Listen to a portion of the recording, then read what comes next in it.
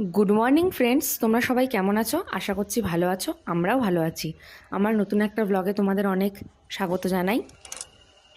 আজকে ছিল সোমবার, তাই সকাল সকাল উঠে পড়েছি। দেখো, সকালবেলা মানে অনেক তাড়াতাড়ি উঠতে হয়েছে, যেহেতু তোমার দাদাভাই ডিউটি যাবে, রান্নাবান্না করতে হবে। তো সকালবেলা মানে প্রায় তখন অন্ধকার আর কি আমি যখন উঠেছি। তারপরে গোপালের সেবা টেবা দিয়ে তুলসী টান ধুয়ে ভিডিও করতে করতে ওই আর কি ফর্সা মতো হয়েছে আর কি একটু সবে। তারপরে যথারীতি হচ্ছে কি কী বলে যেন রান্নাবান্না করে নিলাম।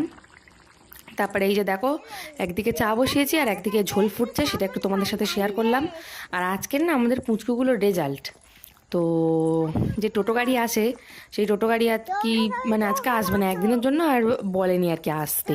সারা মাস তো যায়নি, যেহেতু ছুটি ছিল স্কুল। তো সেই জন্য হচ্ছে দিদি বলে যে তুমি চলো না একটু, তাহলে দুজনে মিলে যাই আর কি বলে, আর এই দুজনকে নিয়ে আমরা দুজনে গেছিলাম। তো এই যে তোমাদের সাথে একটু শেয়ার করেছি। এই যে দেখো আমাদের কি বলছে পুচকুগুলো, দেখো আমি বললাম একটু হাই করে দিতে, তারপরে এই যে দেখো তোমাদেরকে কি বলছে।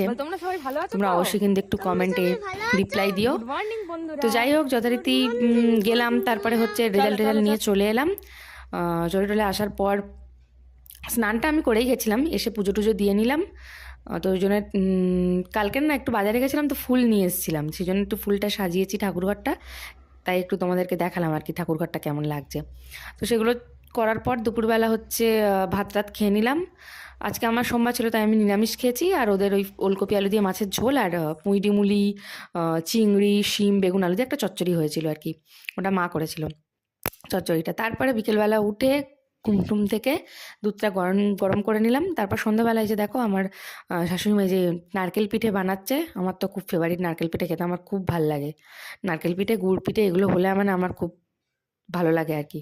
কার কার নারকেল পিঠে ফেভারিট অবশ্যই কিন্তু কমেন্টে জানিও। আর মা বেশ পিঠেটা না ভালোই বানায় আর কি, সেই জন্য একটু নারকেলের ছাই ছিল আর কি। তো সেটা আর এমনি এমনি তো খাওয়া হচ্ছে না, রয়েই যাচ্ছে।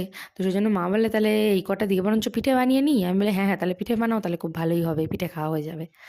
তারপরে এই যে পিঠে টিঠে বানাচ্ছে, পিঠে হয়ে গেছে দেখালাম তোমাদের। তারপর তোমার দাদাভাই ডিউটি থেকে চলে এসছে। আমি বললাম দাঁড়াও তোমাকে একটু ক্যামেরাতে দেখাই সবাইকে। তারপর ও আসার পরে যে চা বসিয়ে দিলাম। চাটা খাওয়ার পরে আজকের ব্লগটা এই পর্যন্তই থাকলো। ভালো লাগলো অবশ্যই তোমরা like, comment, share and subscribe করে দিও চ্যানেলটা।